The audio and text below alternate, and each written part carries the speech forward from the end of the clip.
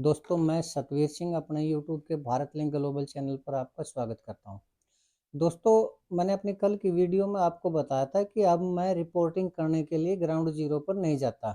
Ground zero का मतलब होता है घटनास्थल, यानी जहां पर वो घटना या जो दुर्घटना या जो भी हुआ हो, उसके ऊपर मैं नहीं जाता। तो इसकी वजह थी, मैंने बताई थी कि मेरी बढ़ती उम्र, और अब मेरी उम्र है इतनी ज़्यादा हो चुकी है कि अब मेरे से ज़्यादा भाग-दौड़ होती नहीं।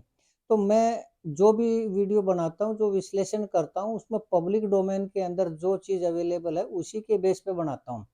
और मेरा जो सोर्स होता है, वो इलेक्ट्रॉनिक मीडिया, प्रिंट मीडिया और सोशल मीडिया के जो रेपुटेटेड चैनल है, वो उनकी वीडियो सुन के, उनके फैक्ट्स देख के ना, और फिर उसके ऊपर अपना विश्लेषण देता हूँ। तो ये जो अब मनीषा वाला मामला चला हुआ है दोस्तों, इसके अंदर भी मैंने जो विश्लेषण किया था, वो इन्हीं के आधार पर किया था, इलेक्ट्रॉनिक मीडिया, प्रिंट मीडिया और इन्हीं के आधार पर किया था। और वो जो मैंने किया था, मैं सोर्स भी बताता हूँ साथ में जब भी वीडियो बनाता हूँ। वो जो मैंने कल जो लिया था, जो फैक्ट लिए थे, वो नेशनल लेवल के चैनल थे। एक तो हरियाणा न्यूज़ था, एक आर बाट और इस तरह के 1-2 थे, जो जिनको विश्वसनीय चैनल कहा जा सकता है। उन चैनलों से लिया था, और उन चैनलों से लेके मैंने वीडियो बनाया, और मैं हर वीडियो के लास्ट में ये कहता हूँ कि ये मेरा अपना विश्लेषण है, जो ठीक भी हो सकता है और गलत भी हो सकता है। और अगर किसी को ये लगता है कि मेरा ये जो विश्लेषण है ये गलत है, तो मैं उनसे निवेदन करता हूँ कि आप मेरे को फैक्ट भेजें और मेरे को कमेंट करके बताएँ कि मैं कहाँ गलत हूँ। और अगर मुझे लगता है कि वो कमेंट आते हैं और मुझे लगता है कि ये ठीक कह रहे हैं, तो मैं उसको एक्सेप्ट भी करता हूँ। और अगर उसमें मेरी कोई गलती होती है, तो मैं तहे दिल से उसके लिए माफ़ी भी माँगता हूँ, खेद भी प्रकट करता हूँ। तो दोस्तों, कल की जो वीडियो है, उसमें भी कुछ ऐसा ही हुआ। कल जो मैंने वीडियो बनाई थी, वो हरियाणा न्यूज़ से और इससे जो मैंने अभी बताया कि वो बनाई थी, और उसमें मैंने एक इंटरव्यू देखा था श्रीमती रेणु भाटिया जी का। श्रीमती रेणु भाटिया जी है, वो हरियाणा महिला आयोग की चेयरपर्सन है। तो इतने बड़े पद पर है, एक ज़िम्मेदार महिला है, तो वो जो कहती हैं, मैंने काफ़ी बार उनका वो देखा है, जो भी कहती हैं वो उनका ठीक वर्णन होता है उनके हिसाब से, और पब्लिक के हिसाब से, सरकार के हिसाब से, अदालत के हिसाब से, सब उनका मुझे लगता है कि वो ठीक ही होता है। तो मैंने कल दोस्तों उनका इंटरव्यू देखा, हरियाणा न्यूज़ के ऊपर देखा। अब हरियाणा न्यूज़ जैसा चैनल, जो जिसको पूरी तरह से विश्वसनीय कह सकते हैं, उसके ऊपर डाउट करने का किसी भी तरह का कोई भी सवाल नहीं बनता था। तो उसमें मैंने वीडियो उनकी देखी, उनका इंटरव्यू देखा, और उसमें उन्होंने बताया था कि ये दलित छात्रा थी मनीषा, इसके मैं कॉलेज में गई थी वो देखने के लिए, तो मैं वहाँ प्रिंसिपल से भी मिली, और जो उस कॉलेज के मालिक थे राजीव फरटिया जी, उनसे भी मिली। उनसे मैंने कई सवाल पूछे, तो उनके को नहीं पता था इसके बारे में। तो उनके बारे में हो सकता है राजनीतिक उसके कारण वो शायद नहीं बता पाए हों, तो इतनी बड़ी बात नहीं थी। तो मैंने उनको बताया क्या करना है, कैसे करना है। और इसके अंदर जो छात्रा थी जिसके साथ दुर्घटना हुई थी, उसमें जो उनका जो उनका ट्रांसपोर्ट मैनेजर था, उनके साले का जो लड़का था राहुल, उसकी लास्ट कॉल आई थी। तो ये दोस्तों, मैंने जो भी फैक्ट लिए और जो भी मैंने अपनी कल की वीडियो में बताया था, वो वीडियो जिसका टाइटल था कि मनीषा हत्याकांड में जेपी दलाल जी के ऊपर क्यों उँगली उठ रही है और क्यों पुलिस चुप है। तो ये टाइटल था दोस्तों, उसमें ये बताया था। तो जैसा कि मैं हर वीडियो में कहता हूँ कि हो सकता है मेरा विश्लेषण गलत हो, और अगर मैं कहीं गलत हूँ, तो आप मुझे कृपया बताएँ। तो दोस्तों, कल की इस वीडियो पे भी कई कमेंट आए। तो उसमें कुछों ने ये कहा कि तुम जेपी दलाल से पैसे ले रहे हो, तुम जेपी दलाल के आदमी हो, उसकी फ़ेवर लेने लग रहे हो, इस मामले में जेपी दलाल जी कसूरवार हैं, उनका हाथ है। तो मैंने इस चीज़ के ऊपर ध्यान नहीं दिया, क्यों? क्योंकि जो अपोज़िशन वाले हैं, वो इस तरह के कमेंट भेजते रहते हैं। तो कुछ ने ये भी बताया कि इस कॉलेज का जो ओनर है, वो राजवीर फरटिया जी नहीं है। कुछ ने ये कहा कि आप 2 केस हैं, उनको आपस में मिक्स अप करने लग रहे हैं, जो कि उचित विश्लेषण नहीं कहा जा सकता। तो जो जिन्होंने इस तरह की कोई कमेंट भेजे, उनको मैंने जवाब भी दिया कि मैंने बिल्कुल देख-दाख के ना न्यूज़ चैनल से, इलेक्ट्रॉनिक मीडिया से वो करके ना तब ये वीडियो बनाई है, तो मुझे लगता है कि मैं ठीक हूँ। तो मैंने कइयों को कमेंट भी भेजे। तो दोस्तों, उसी दौरान एक कमेंट आया, उसमें उन्होंने कहा था कि पत्रकार महोदय, अगर इस कॉलेज के मालिक राजवीर फरटिया जी होते, तो पुलिस अब तक टांग देती राजवीर फरटिया जी को। ये दोस्तों मेरे दिमाग में गई बात कि ये फैक्ट है। आज जब ये दिखाई दे रहा है कि किसी को बचाने के लिए पूरी बीजेपी सरकार है वो लगी हुई है, पुलिस जो है वो तथ्यों को तोड़-मरोड़ रही है, और वो बार-बार इसको आत्महत्या का मामला सिद्ध करने लग रही है। अगर राजवीर फरटिया जी के कॉलेज में ये केस हुआ होता तो यकीनन अब तक राजवीर फरटिया जी अरेस्ट हो चुके होते और पूरी मीडिया और पूरे डीजीपी साहब भी जो आए थे उन्होंने पत्रकार वार्ता में ये जब किसी पत्रकार ने उनसे सवाल पूछा कि आप जिस कॉलेज के अंदर घटना हुई उस कॉलेज को अपनी जांच में शामिल ही नहीं कर रहे, तो डीजीपी साहब ने जिस सफाई से उसके सवाल को अवॉइड किया, उससे भी ये लग रहा है कि मामला कुछ न कुछ तो गड़बड़ है कि राजवीर फरटिया के लिए क्यों डीजीपी साहब ऐसा करेंगे कि उनको जांच में शामिल ही ना करें। तो दोस्तों उनके इस कमेंट से मैंने दोबारा से अपने सारे विश्लेषण देखे, सारा अपनी वीडियो देखी मैंने और फिर जहाँ-जहाँ से मैंने वो सोर्स लिया था, मैंने वो चैनल फिर देखे। लेकिन दोस्तों वही चैनल, वही रेणु भाटिया जी, वही उनका इंटरव्यू, वही उनकी स्टेटमेंट, तो सब कुछ मुझे ठीक लगा। लेकिन ये बात भी मुझे ठीक लगी कि अगर राजवीर फरटिया जी का इसमें हाथ होता, तो अब तक तो वो अरेस्ट हो चुके होते, जेल में जा चुके होते।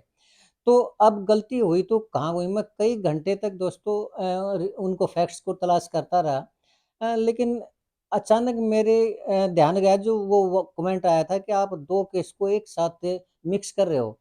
तो दोस्तों मैंने देखा कि कहाँ मिक्स हो रहा है, कैसे मिक्स हो रहा है, ये तो रेणु भाटिया जी क्लियर कहने लग रही है और उसमें समस्या क्या हुई दोस्तों के नाम भी वो दलित छात्रा थी, उसका नाम भी मनीषा था और उसके अंदर जो रेणु भाटिया जी ने कहा कि मैं उस कॉलेज में गई थी तो उस कॉलेज में अब आजकल ये कॉलेज चल ही रहा है और एक मोहनलाल बड़ोली जी थे, उनका भी ये था कि 3 उनको अरेस्ट किया और उसमें भी ये था कि अरेस्ट किया। तो मामला ये कोरिलेट तो होने लग रहा था लेकिन मेरी समझ में नहीं आ रहा था कि गड़बड़ हो कहाँ रही है।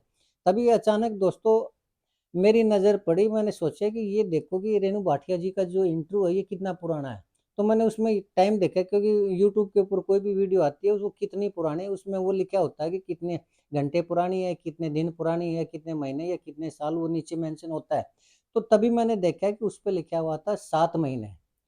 तब दोस्तों मेरे को लगा कि वास्तव में ये तो गड़बड़ हुई। वो जो वीडियो मैं देख रहा था वो 7 महीने पुरानी थी और इसमें नामों की जो कन्फ्यूज़न थी, वो इसलिए थी कि नाम मैच कर रहे थे आपस में। उस छात्रा का, दलित छात्रा का और उसका सब कुछ मैच कर रहे थे। लेकिन दोस्तों वो कमेंट भी ठीक था कि आप 2 केस को एक साथ मिक्स अप करने लग रहे हैं। तो दोस्तों ये थोड़ी-सी मेरे से भूल हुई कि मैं टाइम नहीं देख पाया उसके अंदर कि वो कितना पुराना इंटरव्यू था और ये जो केस अब मनीषा का चला हुआ वो जो लड़की है रानी लक्ष्मण की, ये तो अगस्त में 11 तारीख से तो ये शुरू हुआ, वो लापता ही 11 तारीख से हुई है, 11 अगस्त से।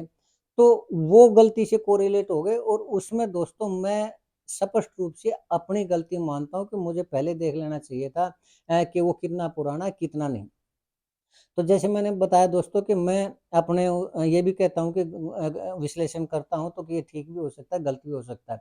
तो सबसे पहले तो मैं निसंकोच ये कहना चाहूँगा कि ये मेरा विश्लेषण है, ये टाइम के कारण थोड़ा-सा गलत हुआ, आधा गलत हुआ। क्योंकि आधा तो मैंने वर्तमान परिस्थितियों के ऊपर कहा था और वो कमेंट भी बिल्कुल ठीक था कि आप 2 घटनाओं को एक साथ मिक्स अप कर रहे हैं, तो मिक्स अप होने की वजह से आधी मेरी वीडियो या आधा विश्लेषण है वो गलत हुआ। लेकिन दोस्तों मैंने ये भी कहा था कि अगर मुझे लगता है कि मैं गलत हूँ तो मैं करेक्ट भी कर लेता हूँ और अगर उस मेरे विश्लेषण से किसी को कोई ठेस पहुँचती है, किसी के दिल में दुःख होता है, दर्द होता है, तो मैं निसंकोच भाव से उससे माफ़ी भी माँगता हूँ।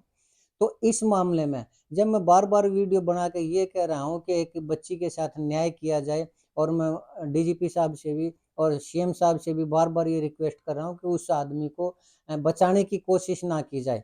तो जब मैं एक बच्ची के लिए इतना कुछ करने लग रहा हूँ, तो राजवीर फरटिया जी का मेरा इस तरह का दुःख पहुँचाने का कोई भी मेरा तात्पर्य नहीं था। ये जो कुछ भी विश्लेषण हुआ, ये थोड़ा-सा मिसमैच के कारण हुआ, तो मैं बगैर किसी हिचकिचाहट के, बगैर किसी चालाकी से स्पष्ट शब्दों में सबसे पहले तो मैं अपने उन कमेंट्स भेजने वाले दर्शकों का दिल से धन्यवाद करता हूँ और उनको भी सॉरी बोलता हूँ कि मेरे से गलती हुई और राजवीर फरटिया जी से निसंकोच और बिल्कुल ये कहना चाहूँगा कि अगर उनको दिल को ठेस पहुँची होगी, जो कि ज़रूर पहुँची होगी, तो मैं उनसे दिल से माफ़ी माँगता हूँ, हाथ जोड़ कर माफ़ी माँगता हूँ कि मेरी एक भूल की वजह से शायद उनको फ़ील हुआ।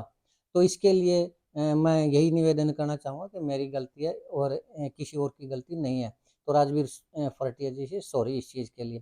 ख़ैर दोस्तों, अब फिर मैंने पता किया कि आखिर ये जो मनीषा का जो हत्याकांड का मामला है इसमें क्यों बार-बार ये आ रहा है, उँगली क्यों जेपी दलाल जी के ऊपर उठ रही है? तो मैंने दोस्तों फ़ोन करके पूछा, कई आदमियों से भिवानी में फ़ोन करके कहा, तो हर एक आदमी ने एक ही चीज़ कही कि ये जो कॉलेज है ये जेपी दलाल जी के रिश्तेदार का कॉलेज है।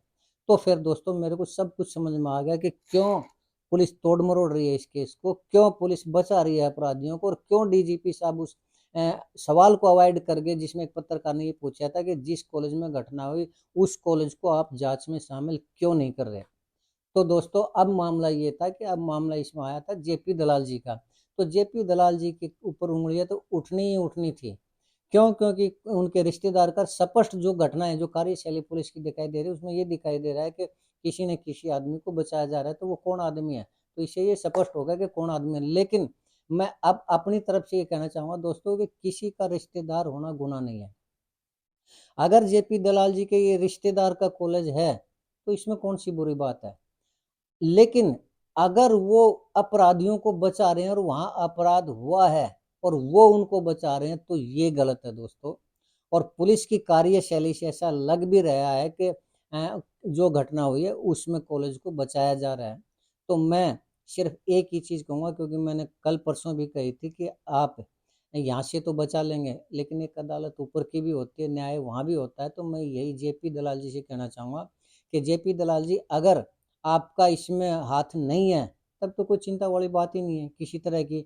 पब्लिक है एलिगेशन लगाती है तो आपको चिंता करने की जरूरत नहीं। लेकिन अगर आप अपराधियों को बचा रहे हैं और उस कॉलेज के अंदर कोई घटना हुई है और आपका हाथ बचाने में सरकार के ऊपर आप प्रेशर डाल रहे हैं, तो ये बात ठीक है कि आप इस प्रदेश की, इस देश की कोर्ट से तो अपराधियों को बचा लेंगे, लेकिन ऊपर वाले की कोर्ट से नहीं बचा पाएंगे, उसके न्याय से नहीं बचा पाएंगे। और उसकी जब लाठी पड़ती है ना तो वो ज़्यादा खौफनाक होती है इस सज़ा से। तो अगर इसमें आपका हाथ है तो सिर्फ इतना ही कहूँगा कि आने वाले टाइम में आप परमात्मा का न्याय होते देखेंगे, अपने प्रति भी और इन अपराधियों के प्रति भी जिन्होंने अगर कोई अपराध किया है तो। और ये रही बात पब्लिक की, तो पब्लिक तो जानती है, और अगर आपका हाथ नहीं है तो पब्लिक को भी इस चीज़ का स्पष्टीकरण दें और सरकार को भी इस चीज़ का कहें कि अपराधियों का पता चलना चाहिए कि वे कौन थे, किससे संबंधित थे, और ये मनीषा बेटी है इसके साथ क्या हुआ। और अगर इसकी हत्या की गई है तो इसको आत्महत्या का रूप ना दिया जाए। और अगर उसने की हत्या है तो की आत्महत्या है तो फिर तो क्या कह सकते हैं। लेकिन जो अब तक की जो दिखाई दे रहा है उससे यही दिखाई दे रहा है कि शायद आत्महत्या नहीं की जरूर उस लड़की के साथ कोई न कोई दुर्घटना हुई है।